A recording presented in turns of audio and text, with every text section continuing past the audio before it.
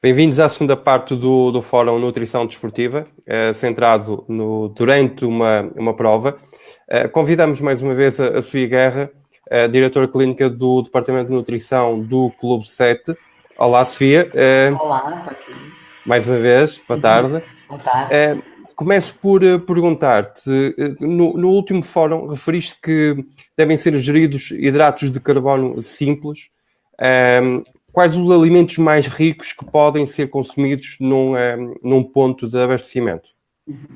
Olha, então é assim, esta foi uma questão que suscitou algumas dúvidas e que durante a outra semana muitas pessoas me interrogaram, porque ainda existe uma grande confusão entre esta questão dos hidratos de carbono simples e complexos e quando é que devemos consumir uns e outros. Mas basicamente aqui no abastecimento o que é que nós pretendemos? É fornecer energia ao corpo o mais rapidamente possível, de preferência que seja de absorção muito rápida, e portanto precisamos, lá está, fontes de açúcar propriamente dito. Portanto, e aqui a fruta tem aqui um bom destaque, principalmente para quem tolera bem consumir fruta, seja banana, laranja. Em alguns abastecimentos já encontramos, por exemplo, também melancia. A melancia, por exemplo, agora que é um destes frutos desta época, é muito rica em água e cerca de 100 gramas de melancia tem cerca de 5 gramas de açúcar. Portanto, também pode ser aqui uma opção fresca aqui no abastecimento. Também é comum nós vermos chocolate, mais até no inverno do que propriamente no verão, porque fica derretido. Portanto, e pode ser também aqui uma boa fonte de açúcares para o atleta. Marmelada, por exemplo, também é um bom exemplo. Houve também já uma prova em que havia um bocadinho de arroz doce, que também achei muito interessante estar no abastecimento. Alguns abastecimentos também têm aqueles pães industrializados, não vou dizer aqui marcas, mas por exemplo todos nós conhecemos aquele pão de forma industrializado, que aquilo basicamente tem açúcar na sua composição, se não estou em erro, como quarto ingrediente principal. Os isotónicos também são uma boa fonte de açúcar simples, têm também água, lá está, para além da água, sal e outros minerais. E também, por exemplo, gomas, que também hoje em dia nós encontramos nos abastecimentos, das quais eu não concordo assim muito, mas pode ser interessante para algumas pessoas que gostem de as comer. E que consequências podem originar o consumo excessivo de alimentos ricos em açúcar, tais como os géis, as barras energéticas? Quando nós consumimos muito desse tipo de alimentos, e seja até mesmo, por exemplo, o caso da fruta, o que vai acontecer é que vai haver uma perturbação a nível intestinal no que toca à questão da absorção, e isso vai provocar um desequilíbrio em relação a uma questão aqui da parte aqui da água e da absorção. O que é que eu quero isto dizer? Quanto mais alto sobe, maior é a queda, portanto uma subida rápida também do açúcar provoca uma quebra, uma libertação de insulina muito grande. Isto, um bocadinho ao contrário daquilo que nós pretendemos, pode-nos provocar uma quebra de energia muito grande. Portanto, e nós não percebemos muito bem porquê, porque acabámos de comer e porque estamos com falta de energia.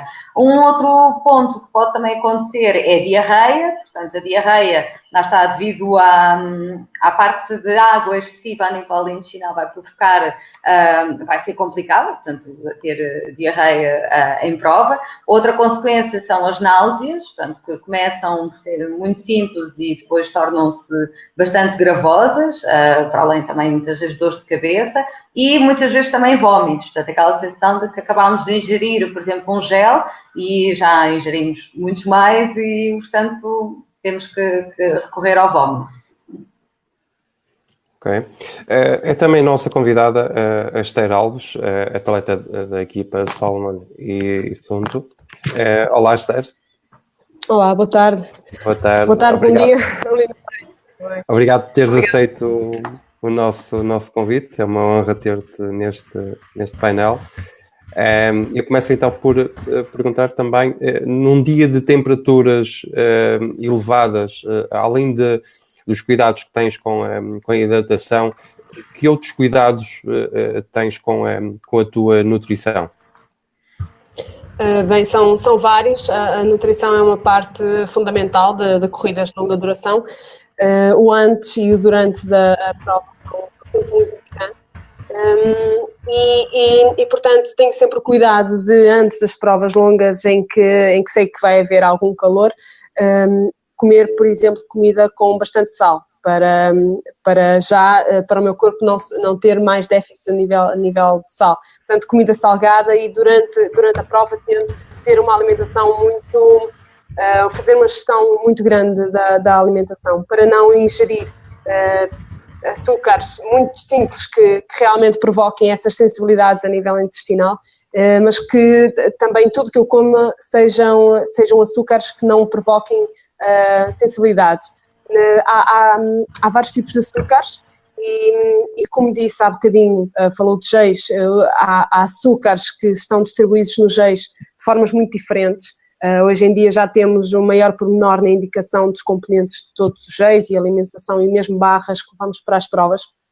E existem vários tipos de açúcares, desde os mais simples que a glicose, os monossacarídeos, aos disacarídeos, e realmente já há muitos estudos que comprovam que os monossacarídeos, os açúcares mais simples, provocam mais sensibilidade do que os disacarídeos. E então eu tento procurar tanto géis como barras que sejam compostos por açúcares mais complexos, não levem a esse tipo de agressão ao intestino ou mesmo ao nível do estômago. Se a prova é mais rica em calor e eu sei que posso desidratar mais, então, para além da preocupação com esses açúcares, também vou ter preocupação em ingerir substâncias com sal. Ok. Como é que costumas organizar a tua mochila de maneira a recorreres menos vezes aos pontos de abastecimento? Portanto, a nossa mochila, a mochila de hidratação, tem sempre na parte da frente lugar para os flasks, para as garrafas, para a parte de hidratação, e depois tem bolsos laterais onde nós podemos chegar mais rapidamente às barras, aos géis. Depois existe uma parte que está no centro das nossas costas, onde eu não coloco nada de alimentação. Portanto, o que vou colocar na parte mais posterior da mochila é manta térmica, é o frontal se for necessário, portanto, aqueles materiais que eu não preciso de aceder rapidamente. Portanto, o objetivo numa prova é nunca tirar a mochila, é nunca desfazer-me da mochila, porque isso vai tirar tempo, não é? E então, todo o alimento que eu coloco é na zona lateral da mochila, nas zonas de fácil acesso, e tento distribuir géis e barras de uma forma equilibrada na mochila para ser de fácil acesso. Ok. Temos também o Sérgio Moreira, que está no nosso painel de convidados. Boa tarde, Sérgio. Olá, boa tarde a todos. Boa tarde. O Sérgio é ultramaratonista, está habituado também a frequentar eventos, provas de alguma adversidade, não é? A questão que coloco também é, no teu caso, para muitos, alguns não sabem, mas o teu caso é público, tens um caso de diabetes e tanto tem inspirado outros pela resiliência que tens em contornar o problema, portanto, fazes com que o problema seja realmente fácil de contornar, não é? Pela forma como tu atuas. Em que momento é que decidiste fazer algo para mudar a tua qualidade de vida? Pronto, mais uma vez boa tarde a todos. Sim, a diabetes surge-me em 2011, portanto há uns 7 anos atrás. E de certa forma a corrida vem dar qualidade de vida e vem-me ajudar a controlar, digamos, os níveis de glicémia no corpo. Portanto, e isso com a ajuda do corpo clínico que me acompanha em termos hospitalares, sugeriu que a corrida poderia ajudar nesse sentido, e a partir daí comecei a correr mais em trilho, em monte e depois também em estrada em algumas provas. E tenho vindo desde 2011 e 2012 até agora, aumentando as distâncias e fazendo com que a corrida me ajudasse a controlar, digamos, melhor a diabetes. Neste caso, diabético tipo 1, insulinodependente, com necessidades de administração de insulina durante o dia. E de que forma é que surgem os sinais e como é que controla os sinais da hipoglicemia? Pronto. O objetivo é não ter sinais de hipoglicemia durante as provas. Durante a prova, nós temos sistemas que podem ser mais digamos, usuais, que é, digamos, o controle com uma tira de teste e faz-se o controle glicémico perfeitamente normal, só que numa prova de trail não faz, digamos, não é assim muito prático, que é levar um aparelho em que posso mostrar que pode ser este, depois mais uma tira de teste e mais uma caneta de punção. Isto de uma forma prática não é simples de fazer isso, quando às vezes temos provas com lama, as mãos sujas, não é muito prático. Agora, tentamos que não existam esses sinais de hipoglicemia, que são níveis de açúcar baixos no nosso corpo. Que sinais é que me surgem? Digamos, para sinais de hipoglicemia, a vista turva, por exemplo, é um dos sinais de hipoglicemia. Queimbras, por exemplo, é um outro sinal de hipoglicemia no meu caso.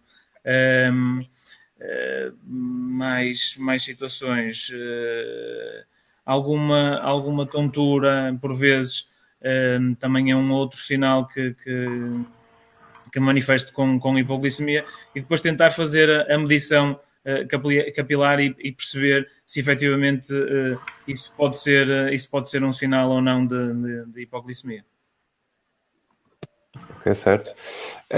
Tens também uma pergunta para colocar à Esther? Sim, que tipo de alimentação de barras ou de géis consomes? Se tens sempre a mesma alimentação, se mudas em relação às provas, como é que fazes essa seleção de alimentação em relação à prova? Eu tenho mais cuidado quando a prova é mais curta, de ter açúcares mais rápidos e substâncias que sejam absorvidas rapidamente, como géis, como barras que sejam mais ricas em açúcar, em glicose. Certo. Depois, quando são provas de barras que sejam mais ricas em polissacarídeos, em açúcares mais complexos, porque eu sinto alguma diferença a nível da sensibilidade do açúcar simples. O açúcar simples parece que ataca o intestino, parece que ataca o estômago, às vezes quando ingerido em grande quantidade, e não devemos fazer em provas longas, porque se estamos a fazer a gestão de uma prova, por exemplo, de 100 km, 80 km, sabemos que pode ser tão perigoso estar a ingerir açúcares demasiado simples como, por exemplo, cafeína a meio de uma prova ou no início da prova. Vai aumentar o nosso estado de vigília, vai aumentar, provavelmente vai nos dar um pico de energia, mas sabemos que depois podemos estar a pôr em perigo os restantes quilómetros. E, portanto, tento fazer essa gestão. Às vezes procuro inovar e procurar barras novas que até existem no mercado, mas procuro sempre nessa base. Distâncias longas, açúcares mais complexos, polissacarídeos, disacarídeos, e enquanto que nas distâncias mais curtas nem me preocupo muito. Um gel, às vezes, com açúcar, glicose simples é o suficiente. Às vezes até marmelada é uma fonte de energia rápida e sabemos que é eficaz, não é? A dar energia rápida. Sim, de assimilação mais lenta ou mais rápida, consoante o tipo de prova, não é? Exatamente. Já agora, Cristiano, Esther, bolos energéticos, os chamados energy cakes? Costumas usar os chamados energy cakes, costumas utilizar? O único mal desses energy cakes é que têm algum peso e o carregá-los na mochila, há atletas que carregam, que não vem nenhum problema nisso. Eu já tenho algum problema em carregar demasiado peso na minha mochila e, portanto, vou vendo os gramas que tenho distribuídos pela mochila, tento equilibrar sempre o peso da comida com a energia que a comida me fornece. Portanto, se estivermos a falar num exercício físico que consuma muitas calorias, como é a corrida, e como é uma corrida como a nossa, com muito desnível, temos que fazer a subida, tanto a subida como a descida, é sempre em esforço e às vezes aumentamos a pulsação cardíaca e o metabolismo com pequenos desníveis que existem durante a corrida. Portanto, não é uma corrida plana e então tem que ser muito gerida, as calorias têm que ser muito bem geridas durante uma prova e se estivermos a falar num esforço que às vezes nos obrigue a comer mais ou ingerir mais de 1000 calorias por hora, então temos que procurar alimentos eficientes, porque existem atletas que consomem mais, outros consomem menos, basta-nos olhar para as barras que existem no mercado e nenhuma nos fornece 1000 calorias por 100 gramas, não é? Normalmente os rótulos vêm bem especificados e vêm por 100 gramas de componente. E, portanto, se formos a pensar nisso, vamos sair sempre descompensados. E aí temos duas alternativas. Ou tornar o organismo mais económico e às vezes há atletas que agora está muito em moda fazer os treinos em jejum. Não quer dizer que isso seja bom daqui a uns anos para nós, mas no fundo é uma estratégia que algumas pessoas, alguns atletas utilizam para tornar o organismo mais económico. É muito difícil trabalhar essa parte de calorias, gasto, é complicado. Ok. Já agora, Sofia, pergunto um tema que também muitos questionam e é tão simples a resposta, mas parece que muitos ainda não perceberam a importância do consumo da água. Como é que deve ser consumida realmente a água e com que regularidade? Portanto, em que espaço ou em períodos de tempo é que tem que ser consumida?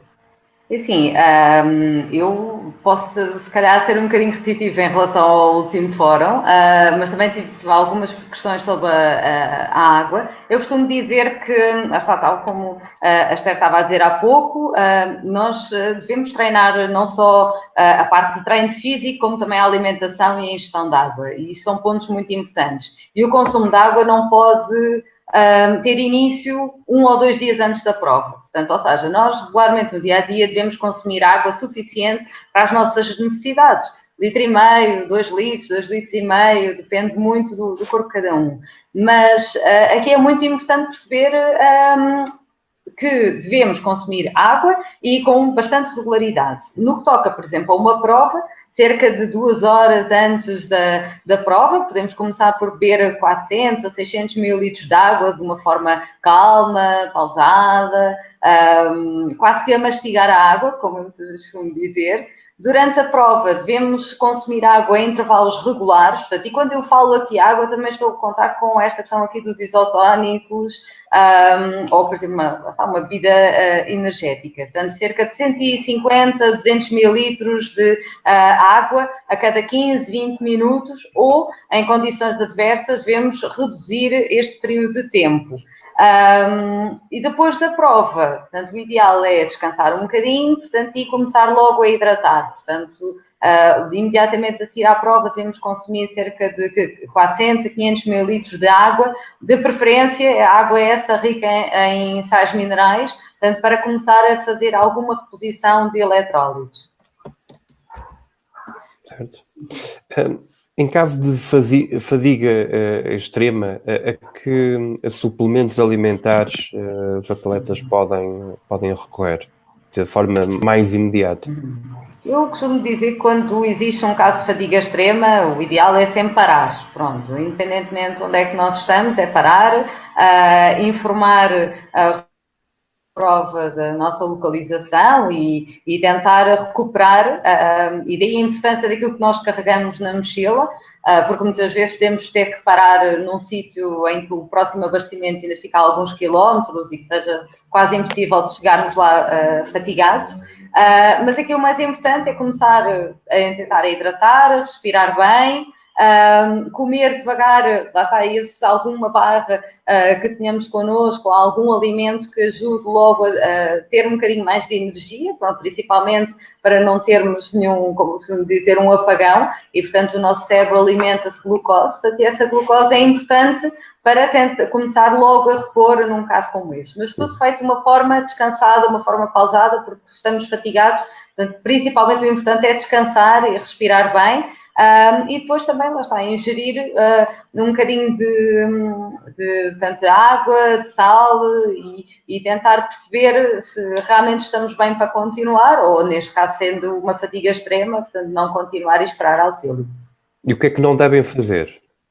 O que é que não devem fazer? Neste caso, em relação à fadiga ainda? Exatamente. Exatamente. Pronto, aquilo que não devem fazer é, especialmente, tentar continuar a prova se realmente estão fatigados, porque muitas vezes existem os atletas teimosos que querem continuar mesmo aquela questão de não desistir, isso aí é muito importante não o fazer. Depois também ter algum cuidado em aceitar, por exemplo, alimentos os quais não estamos habituados e que podem provocar ainda mais desconforto ao organismo, e, portanto, daí a importância de nós termos connosco alimentos suficientes. Recomendamos sempre, dentro da mochila, cerca de 2.000 quilocalorias, para caso aconteça alguma coisa, termos sempre essa base. Só que lá está, também como disse a Esther, isso muitas vezes acarreta algum peso na mochila e, portanto, tentamos não levar tanta alimentação. E ainda sobre este tema, e a medicação, porque por vezes podem confundir uma suplementação com medicação. E num caso extremo, e por vezes num caso extremo o raciocínio também não funciona a 100%, não está apurado, e recorrer a um medicamento, a um Brufen ou um Manzona, pode ajudar, ou é um erro que pode ser cometido ainda para agravar a situação? Eu desaconselho totalmente, pronto, porque ali o importante, a fadiga acontece muitas vezes quando existe uma má gestão em relação à alimentação e até propriamente à hidratação. Podemos, lá está, não ter descansado como deve ser na noite anterior, lá está a temperatura, eu estava a falar há pouco com o Sérgio em relação, por exemplo, à prova deste fim de semana que vai acontecer na Lausanne Trail, em que são esperadas temperaturas de 31 graus. Portanto, aqueles atletas que vão fazer a mais de 50 km provavelmente vão sofrer um bocadinho com o calor. E, portanto, aí é muito importante ter também consciência de que, ok, nós não estamos bem e procurar por auxílio e não começar a tomar medicação. Infelizmente, algumas pessoas começam logo por tomar anti-inflamatórios ainda durante a prova, não se sentindo muito bem, em vez de pararem e dizer assim, há mais marés que marinheiros, portanto, existem muitas provas e mais vale parar e voltar a treinar. Leva-me também à pergunta seguinte, à Esther.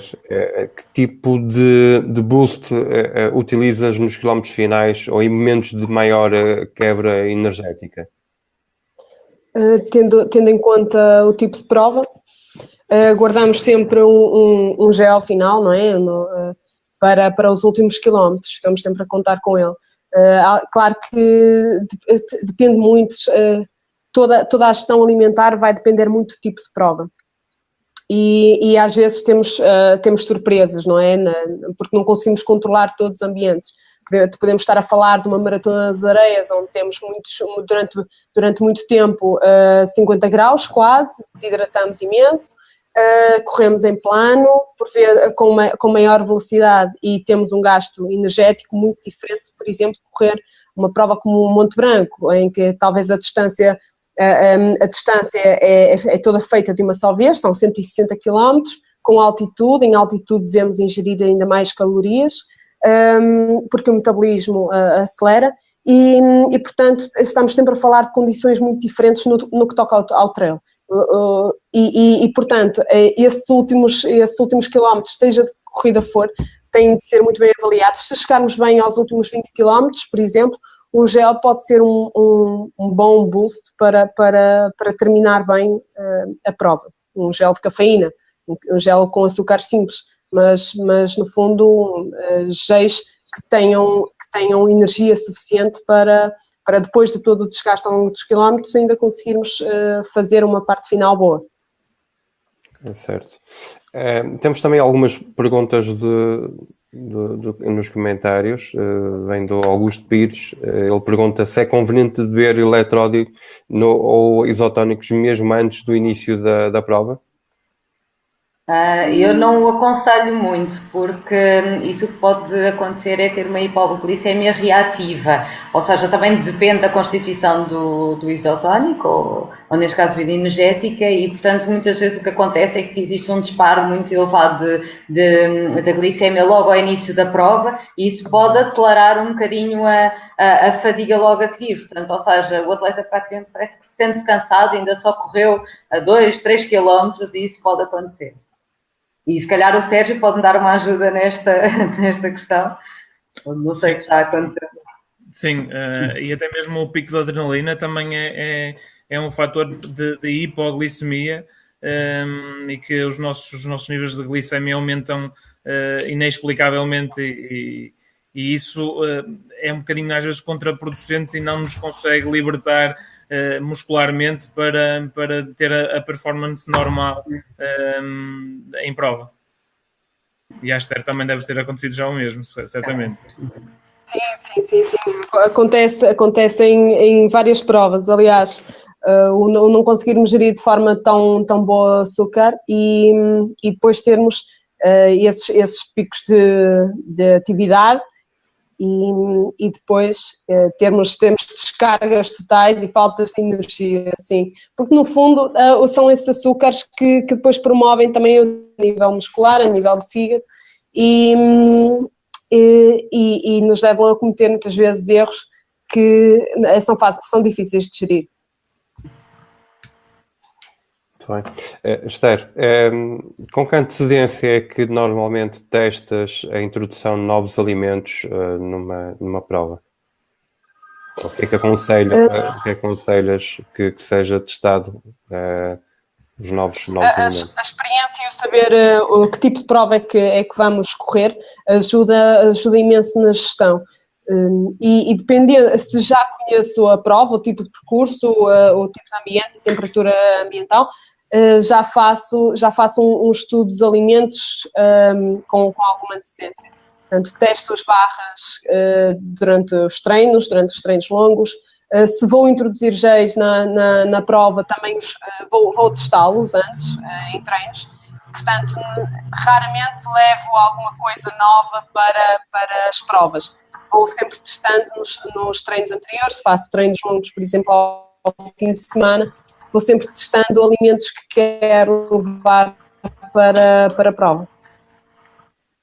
Certo, ainda temos aqui mais algumas perguntas nos comentários. O Xandre pergunta-se, dizem que há atletas que tomam muita medicação e que ganham as provas todas. Parece uma contradição em relação ao aconselhamento da Ana. A Sofia, não sei se... Pronto, eu digo sempre que o grande atleta não está relacionado com a medicação que toma para se portar, mas sim no treino, na gestão, na disciplina que ele consegue fazer. Eu acho que isso sim define um grande atleta e uma boa dose de resiliência. Mas lá está, eu não concordo estar a tomar a medicação só para conseguir algo mais numa prova. Portanto, este é o meu ponto de vista. Se calhar os colegas podem ter um ponto de vista diferente, mas eu acho que não vale a pena estar a tomar medicação. Eu já utilizei uma vez um anti-inflamatório durante uma prova e foi um anti-inflamatório líquido com uma baixa dosagem, mas foi mesmo naquela questão de deixa experimentar e deixa ver qual é a sensação. Realmente tem aquela sensação de ok, fiquei sem a dor, posso continuar a correr, só que lá já que eu tenho era curta duração e passar cerca de 20 minutos voltou a dor, portanto não valeu a pena estar a tomar a medicação. Mas pronto, eu sou sincera, não concordo. Está esclarecido. O JJ Leitão pergunta quais são as vantagens e benefícios da Coca-Cola. Pronto, mais uma vez entramos aqui com o tema da Coca-Cola. A Coca-Cola, se for a normal, tendo em conta a dosagem de açúcar, portanto, aí pode ser uma ajuda. Lá está, não concordo muito devido à presença do gás, portanto, e que pode dificultar a absorção e a própria digestão da Coca-Cola, mas isto é mesmo uma questão de treino, portanto, se o atleta utiliza a Coca-Cola regularmente nos treinos e se dá bem com ela, por que não? A cafeína, como a Coca-Cola também tem um bocadinho de cafeína, também pode ser uma boa solução, mas já está, pegando no que a Esther também estava a dizer, a cafeína, quando mal colocada numa prova, portanto, e independentemente da quilometragem da prova, muitas vezes quando ela é tomada ao início e a meio da prova em menos maior dificuldade, também pode dar o efeito de ressaca, ou seja, em que a pessoa nota uma quebra muito grande do rendimento e dificulta muito mais a chegada à meta. O Filipe Garcia também pergunta se não há problema de beber eletrolitos juntamente com isotónico. Do meu ponto de vista, não. Até é aconselhável, depende sempre da concentração de uns e de outros. Portanto, aqui vai haver a questão de que tem que haver um estudo da concentração desse isotónico e desses eletrólitos. Aqui o que acontece, e eu muitas vezes digo isso aos meus atletas, é para tentarem não fazer muita coisa junta, darem tempo ao corpo, e é preferível de X em X tempo estar a tomar alguma coisa, seja a questão daqui da água, do isotónico ou mesmo dos eletrólitos, portanto, mas depende do próprio atleta. Eu passo agora ao Sérgio Moreira e faço novamente uma pergunta. Atualmente fazes ultramaratonas, o que para muitos diabéticos é impensável, ou até mesmo para pessoas que têm determinados problemas. Que cuidados especiais de nutrição deves ter normalmente numa prova de longa distância? É assim, tento ter alguns cuidados.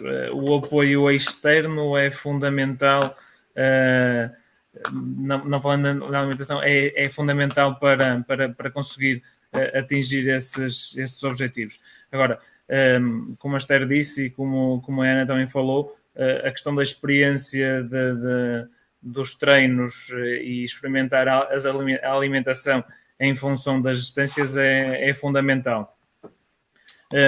Depois ir testando alguma alimentação nesses treinos para tentar perceber se gostamos, se não gostamos, se nos sabe bem, se nos cai bem essa alimentação e se o nosso corpo assimila perfeitamente essa alimentação. Também é fundamental para depois em prova conseguirmos com que essa alimentação consiga ser assimilada da melhor forma possível. E depois tentar perceber 20, 30 minutos, em 30 minutos ir comendo alguma coisa, ir bebendo águas, isotónico, eletrólitos, para que o nosso corpo não vá às reservas e que possamos conseguir ter uma performance o mais regular possível, para que não hajam quebras e que possamos ter um nível glicémico o mais controlado possível. E na tua nutrição durante uma prova podes incluir bebidas isotónicas ou até mesmo géis? Perfeitamente. Eu bebo e como tudo aquilo certamente que a Esther consome. E que outro atleta que não seja diabético consome. Agora, tenho é que perceber se isso ajuda ou não, digamos, a minha glicemia, e tenho que andar sempre a controlar os níveis de açúcar no sangue. Mas não tenho qualquer restrição, até em termos médicos, não tenho qualquer restrição em termos alimentares. Portanto, géis, barras energéticas, bebidas isotónicas, não tenho qualquer problema em ingerir, sendo eu diabético. Mas fazes a tua própria bebida isotónica? É assim, tento não experimentar algo diferente nas provas, para não ter esses problemas gástricos que normalmente acontecem a muita gente na prova. Portanto, eu levo a minha bebida isotónica na mochila, ou no apoio externo, ou digamos, no apoio que posso ter durante a prova. E tento não experimentar algo novo na prova para não ter esses dissabores e poder, digamos, limitar e ter problemas em prova. O Paulo Silva, também o convidado do fórum anterior, ele pergunta à Esther: sendo uma profunda conhecedora da Serra da Lousã e prevendo-se muito calor para o próximo fim de semana, que conselhos dás a quem vai fazer os 50 km neste trail? Portanto, a nível, obviamente, de nutrição. Estamos a falar da Lousã Trail, e é um trail que foi desenhado com muitos níveis. A Serra da Lousã por si só já tem, mas esta organização e a organização toda, quem desenhou os trilhos, optou por escolher trilhos mais abertos, alguns, com bastante técnicos e muito desnível, em zonas que por vezes são muito fechadas, portanto não há muita corrente, não há muito vento. E torna-se uma prova muito quente nesta altura do ano. Para já ainda temos alguma chuva, ainda temos algum frio atípico desta altura do ano, mas o certo é que todos os anos o Lousã Trail foi feito sob condições de muito calor. Antes de uma prova como esta, que é mesmo associada ao calor e à desidratação, no fundo é ter uma boa alimentação, uma alimentação regular, regrada durante a semana, talvez um bocadinho rica em sal, às vezes ajuda um bocado, e durante a prova optar por uma hidratação, escolher uma hidratação que primeiro saiba bem, segundo não seja agressiva para o estômago, e que possamos beber durante toda a prova. Nós sabemos que durante as provas longas muito exigentes, às vezes perdemos o apetite, e ter um bom isotónico, um isotónico que nos saiba bem, um isotónico que também seja rico em calorias, pode muitas vezes ajudar a uma melhor produção da prova, e que no fundo estas descompensações que são geradas.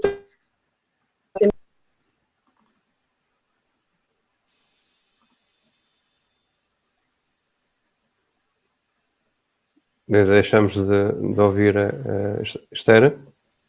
Sim. Sim, deixamos por momentos de ouvir. Sim. Ok. Sim, mas estão a ouvir agora? Sim. Queres concluir, por favor? Sim, no fundo, provas como esta, Lousã Trail, muito quentes, associadas sempre ao calor, é bom sempre levar um isotónico na mochila, um isotónico a mais, talvez até 3 flasks.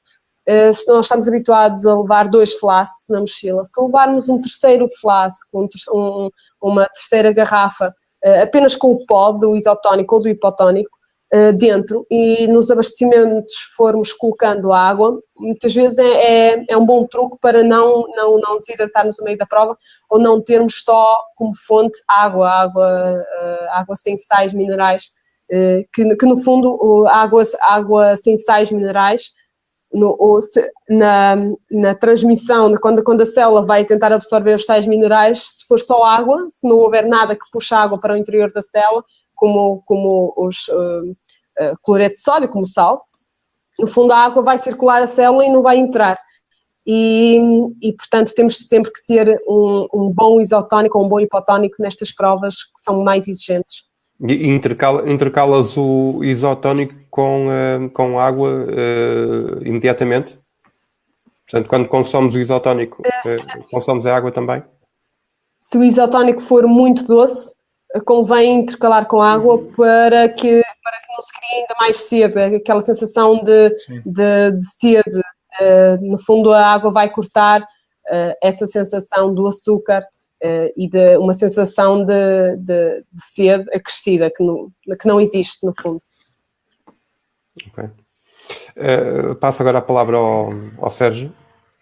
Sim, eu queria perguntar à Ana se bebidas gasificadas fazem algum... se devemos ou não utilizar durante a prova. Eu nunca aconselho muito, e lá estávamos a voltar a falar no tema Coca-Cola. Quem diz Coca-Cola pode ser um outro sumo que às vezes nós encontramos na prova, porque lá está, o gás não é um gás natural e, portanto, o que vai acontecer é que em termos de digestão vai atrasar muito mais a digestão e não é isso que nós queremos. E portanto eu aí desaconselho sempre. Pronto, e lá está, o ideal é nós tentarmos fazer um estudo de qual é, por exemplo, o tipo de isotónico, o que é que o nosso corpo consegue perceber e digerir melhor e portanto e daí escolhermos isso. Mas lá está, eu não aconselho esse tipo de bebidas, da mesma forma também não aconselho, por exemplo, o álcool, que nós muitas vezes já encontramos em algumas provas para beber, não o aconselho de todo. Mas pronto, isso acho que cabe a cada um escolher. Pronto, como aconselho, eu não aconselho. Já agora, Sofia, também pergunto uma prova que é típico, o consumo de bolas de Berlim na prova da padela, que foram nossos entrevistados também na antevisão da prova. Um bolo como a bola de Berlim ser consumido no momento nesse caso antes de uma grande subida pode ajudar a criar energia no organismo? Assim, não, a bola de Berlim, lá está, é complexa. E atenção que eu aqui não vou falar do ponto de vista calórico, eu vou falar no fato de aquilo ser um bolo, portanto, ou seja, uma concentração feita de massa, portanto, uma boa dose de açúcar ali incluído, mas também é um bolo que é frito. E, portanto, logo aí o facto de ter muito mais quantidade de gordura, já para não falar do recheio, o que vai acontecer é que essa gordura vai atrasar muito mais a digestão. Portanto, isto é quase como se comêssemos um bocadinho de feijoada no abastecimento e siga para a subida. Portanto, realmente não é todo aconselhável nesta questão da bola de Berlim, principalmente devido a esta junção de açúcar e fritos. Portanto, não é muito bom para a prova. Certo. E o que é que normalmente... quais são os alimentos que são totalmente proibidos num ponto de abastecimento? Ou seja, quando um atleta se depara com determinados alimentos, quais são os que não deve, de forma alguma, consumir e que, por vezes, as organizações, por desconhecimento, podem colocar à disposição e depois criar problemas aos atletas? Pronto, essa também é uma questão muito interessante. Eu colocaria sempre em primeiro lugar, o atleta não deve consumir alimentos com os quais já treinou e percebeu que o corpo não reage muito bem. E eu muitas vezes falo no meu caso, por exemplo, o meu corpo não está nada bem com uma banana, seja imediatamente antes da prova, seja durante a prova. Portanto, eu não consigo consumir banana, por exemplo. Falamos, por exemplo, no caso do álcool, portanto, já falei anteriormente, eu também não o aconselho. Alimentos com uma grande quantidade de gordura e que muitas vezes, apesar de terem sal, são fritos, por exemplo, eu falo dos frutos secos, que muitas vezes os que são disponibilizados são aqueles que já são fritos. Pronto, vou chamar não categoria fruto seco, mas leguminosa, que é o caso do amendoim. E o que acontece é que muitas vezes esse amendoim é frito, portanto ele para já naturalmente já tem gordura, ainda adiciona gordura e depois também tem sal, portanto, e aquela quantidade de gordura pode prejudicar a digestão dos amendoins. Existem também outros alimentos com os quais também algumas pessoas também não se dão bem, no caso, por exemplo, da batata frita, portanto, também depende da quantidade, mas pode pode pesar ali um bocadinho mais no atleta, principalmente se o atleta não geriu muito bem a alimentação e chega esfomeado ao abastecimento, obviamente que aquilo tudo parece que é ouro, portanto, apetece comer tudo e refrescar e isso tudo. Portanto, e o ideal também é que no abastecimento o consumo, e principalmente se o atleta não estiver habituado a comer rápido, que o consumo de alimentos seja feito devagar, portanto, e aí às vezes também complica, porque o relógio continua a andar, portanto, às vezes é complicado dizer o que é que não deve ou não comer, portanto, mas eu colocaria sempre aqui em primeiro lugar aquilo que o atleta já testou e com o qual não se dá bem, deve automaticamente rejeitar. Ok. Esther, coloco também a questão que como é que tu garantes o teu equilíbrio energético entre o que gastas e o que ingeres?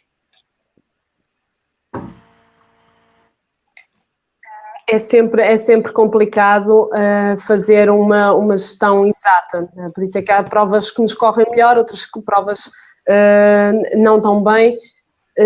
Tudo depende do treino, mas também essa gestão também é muito importante. Portanto, nós podemos treinar a vida toda para ser económicos e não ter que ingerir tanto. A Ana estava a falar do quem não está habituado a comer tão rápido, então comer mais espaçadamente, que na competição quem vai ajustar não pode comer devagar, não pode fazer nada devagar, não pode pensar devagar e no fundo tem que habituar o organismo durante os treinos a agir rapidamente e também a ser económico, portanto a consumir poucas calorias quando vai em esforço.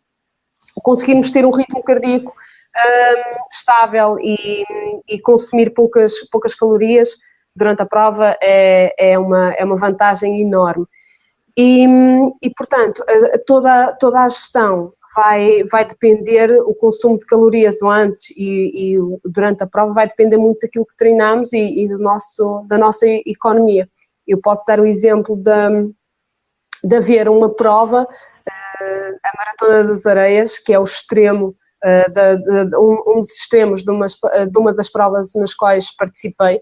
Na Maratona das Areias nós temos que levar toda a nossa alimentação na mochila e portanto não temos abastecimentos, no fundo é só tudo à base de água e temos 6 etapas e ao longo dessas etapas nós vamos tentando gerir o alimento que carregamos às costas. Eu comecei, por exemplo, a Maratona das Areias com 8 quilos e depois, durante os dias, íamos consumindo os quilos das barras energéticas, a comida que levávamos.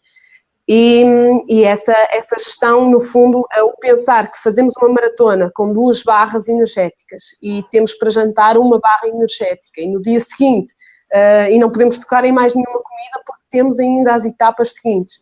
No fundo, sabemos que vamos ser prejudicados se não nos alimentarmos bem, mas só temos aquela alimentação e o organismo vai sofrer imenso se não conseguirmos ingerir as calorias exatas. E, portanto, vai tudo do treino, vai tudo do que temos e do treino também que fazemos. Certo. Em longas distâncias ou em provas de maior intensidade, consomes regularmente sal extra o que está no teu isotónico? Normalmente nos abastecimentos já começam a pôr com muita regularidade sal, seja sal com frutos ou sal com tomate ou sal grosso, para que os atletas possam ingeri-lo da forma mais natural possível. Também existem pastilhas de sal que às vezes são de difícil digestão porque o invólucro da pastilha de sal é plástico, são químicos de difícil digestão. E eu utilizo muito o sal que colocam, o sal simples que colocam nos abastecimentos para ou colocar no flask, na garrafa de hidratação, ou então colocar mesmo na boca para tentar recuperar rapidamente esses tais. Quanto mais natural for, melhor, não é? E depois o isotónico também já começa a haver muita alimentação para competir à base de sal, portanto já existem barras energéticas muito ricas em sal e outros alimentos, nos abastecimentos das provas cada vez é mais regular haver sopa rica em sal, haver outros alimentos, mesmo pão, e portanto tanto as organizações como os atletas já conseguem ser muito conscientes naquilo que falha nas provas. Eu pergunto também ao Sérgio, qual é que é a importância de um atleta conhecer a sua taxa de sudação? Assim, é importante para perceber principalmente, digamos, a resposta que podemos ter em termos de reservas, digamos, alimentares e conseguir responder em prova o que é que conseguimos ter de reservas em termos de alimentares. Ok. Estamos na reta final deste fórum. Temos uma última pergunta a colocar à Sofia, que foi um pouco revelada também no fórum anterior. A ingestão de muita água pode causar hiponatremia. A ausência de nutrientes pode também causar este efeito? Sim, no entanto, continua a ter maior peso o fato de de haver uma ingestão. Quando nós falamos de hiponatremia, o que é que quer dizer? Quer dizer que é um nível muito baixo de sódio no nosso organismo. E isso, hoje em dia, tem acontecido mais por um excesso de ingestão de água do que propriamente por uma redução do consumo de sal. E, portanto, aqui é muito importante, porque para essa gestão também do sal também contribui com um mineral que é o potássio. E hoje em dia a composição de grande parte dos géis e das barras energéticas tem isso em consideração. Portanto, daí ser muito importante nós percebermos o que é que trazemos connosco e daí conseguir ter uma boa gestão e prevenir esses casos de hiponatremia. Portanto, esta regulação entre a ingestão de água, o consumo de sal e outros eletrólitos é muito importante. Muito bem. Estamos mesmo a finalizar.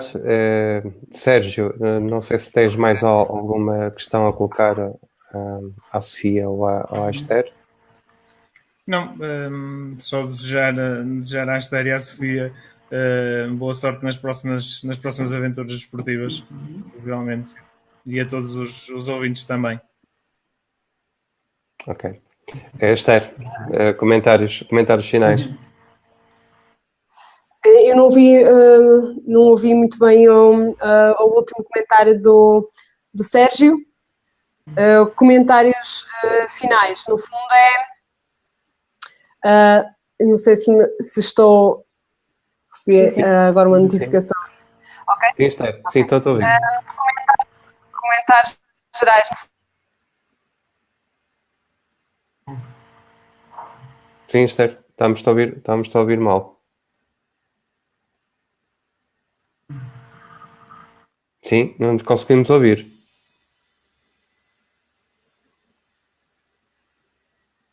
Deixamos de ouvir a Esther. Bom, há aqui um pequeno problema técnico com a emissão da Esther. Eu tenho a agradecer mais uma vez à Ana, à Sofia, por estar presente neste fórum, que tem sido bastante útil os teus conselhos. Portanto, acho Obrigada. Que este fórum foi realmente um complemento ao anterior, apesar de ter até reforçado alguns pontos, mas com certeza que foi de muita utilidade para os atletas que assistiram ou vão assistir depois ao vídeo.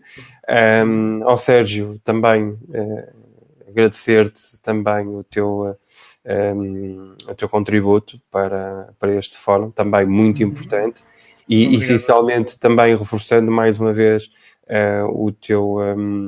a tua situação com os diabetes também é de facto uma história inspiradora, o que me leva a crer pessoalmente que por vezes termos um problema, seja de saúde, seja físico, seja mental, que é importante termos coragem e motivação para conseguir contornar esse problema. Hoje em dia, e no Tirol fala-se muito na palavra resiliência, e é de facto uma palavra que deve acompanhar algumas pessoas que têm alguma dificuldade até de contornar alguns problemas. Mas tu és uma prova, de facto, que com vontade, com empenho, com planeamento também, e estratégia, se consegue ultrapassar, eu não direi qualquer barreira, mas pelo menos poderá estar ao alcance de muitos que põem uma barreira ou uma entrave para fazer desporto. Sérgio, obrigado mais uma vez. Obrigado. Força. Como tínhamos falado anteriormente, sem dúvida alguma, as nossas limitações estão muito na nossa cabeça, e essas barreiras têm que ser passadas acima de tudo aí, e depois ver bons exemplos que temos à nossa volta, e que esses exemplos também são fundamentais para nós ganharmos motivação e podermos ultrapassar as limitações que possamos ter. Sérgio, olha, muito obrigado mais uma vez Obrigado. E boa sorte também para as vossas provas, para o teu grande objetivo deste ano, que é o TMB. Espero que tenhas também um maior sucesso nessa prova, e também a Ana, logicamente, também das provas que vai frequentar. Bom, e estamos a terminar. Eu agradeço a todos terem assistido e aos nossos convidados terem estado presentes. Mais uma vez convido a todos a visitarem o X-Trail em xtrailrunning.com. Portanto, é um espaço dedicado ao trail running, onde podem trocar experiências e conhecimentos acerca da modalidade. Espero então por vocês num próximo fórum com outro tema, e até breve. Obrigado a todos. Então. Obrigada. Obrigado.